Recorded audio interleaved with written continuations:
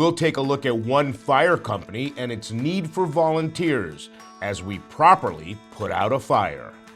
Hello everyone, I'm Don Jacobs. The weather's finally getting nice and we're going to talk about barbecue. We're going to go wild with Discover NEPA at the Valley Regional Fire and Rescue. The fire chief is 𝗪𝗏 𝗪𝗏𝗪𝗏.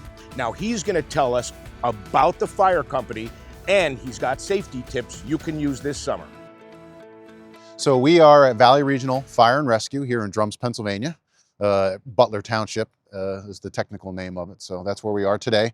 So you have a big area to cover. Tell me about it. We do. So we cover all of Conyngham Borough, all of Butler Township, and Butler Township actually borders Freeland as well, going up the mountain. So I think we're close to 56 square miles. We have one of the most important corridors and interchanges. So we have Interstate 80 and 81 interchange. We cover that solely. As well as south and north of the interchange on 81, and both east and west, and we border that with 𝗄𝗶𝘁𝗪𝗏, as well as Foster Township and Denison on the other side. So are you a paid fire department? We are a combination department. We have full-time paramedic EMTs on Medic 26I, which is Valley Regional Fire and Rescue. We just started in November of 2025 daytime staffing, so we have part-time firefighter EMTs, part-time firefighter paramedics that are staffed here Monday through Friday, 7 to 5, 2 on per shift. And that allows us not only to put a rig on the road right away with 2 personnel, but also help backstaff EMS when they are busy, when they have 2 trucks on. If there's an additional EMS call, they can then hop in the 3rd ambulance and take that call as well, supporting Butler Township and Conyngham residents. We do have volunteers, but never want to sound like a broken record, but when you hear, the climate of the world and volunteerism today, it is at a declining rate so fast. It's going to put departments that don't have the ability to do what we're doing with our staffing out of business if there's no volunteers, the people that don't show up, and I hate to say don't answer the call, but it's true. Like there's something within somebody that wants to do this, whether you're going to get a paycheck or do it on a volunteer. And even on some of the paid staffs, if you look at what some of the local organizations are going through now with staffing declines, people not wanting to test for fire departments, our industry's in trouble. And when we're in trouble, the public's in trouble, right? There's nobody there to assist with the time and needs. What are you going to do about it? We're trying to change your culture as a volunteer fire company. You want to make it as inviting as possible. Everything goes through a circle, people come and go, but we are trying to make an environment here that's not only educational, but it's fun. People want to come here and hang out. You want to develop that camaraderie, that friendships. Bryce says they're trying to shore up their team with more part-time firefighters, but volunteers are still very important. We don't want to ever push volunteerism away. We want the volunteers to come because now there's other people here to support them, right? And I think that is happening. You come here at 2 o'clock in an afternoon on a Wednesday, there's people around the firehouse table having coffee, talking about the world, trying to solve problems of everything. And it's something we didn't have in the past. Like people, you only came for a call and you went home. You came for training and you went home. Now people want to be here. And that says a lot about the organization, the administrative staff that we have, our supervisors supporting us from that level. So I'm excited. I think we're making a turn, but we still need help. Once you're trained and you're signed off, there's a progression.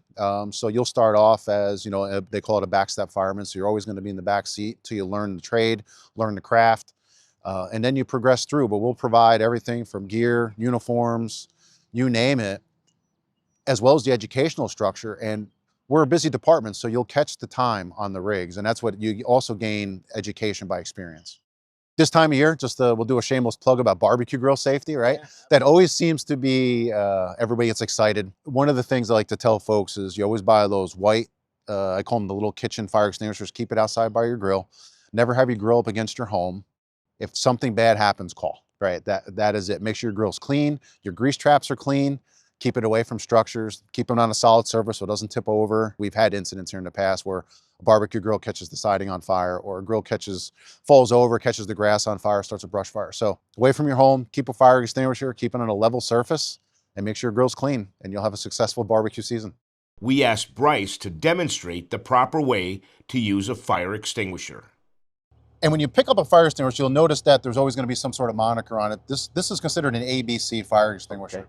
And for a lot of folks that don't know what an ABC means, or an A, B, or C class fire, I kind of use this little acronym. So A, anything that will leave an ash, so wood, any kind of organic material. Okay. B, anything that will come in a barrel, so flammable liquids. Okay. and then C, anything that conducts current or electricity. Oh, so that would put out an So electrical fire? this would pretty much handle 99.9% of your household fires today. Okay. And most of your fire extinguishers, like in your home, should be of this size, like a 1 or 2 pound, under your kitchen, very easily accessible.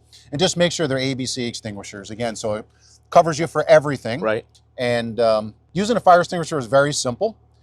They are designed for distance. You don't need to be up very close. So typically your optimal distance is anywhere between 5 to 7 feet. Okay. And when you look at an extinguisher, the first thing you want to do is pull the pin. So it's the pass method, so PASS. So you want to pull the pin.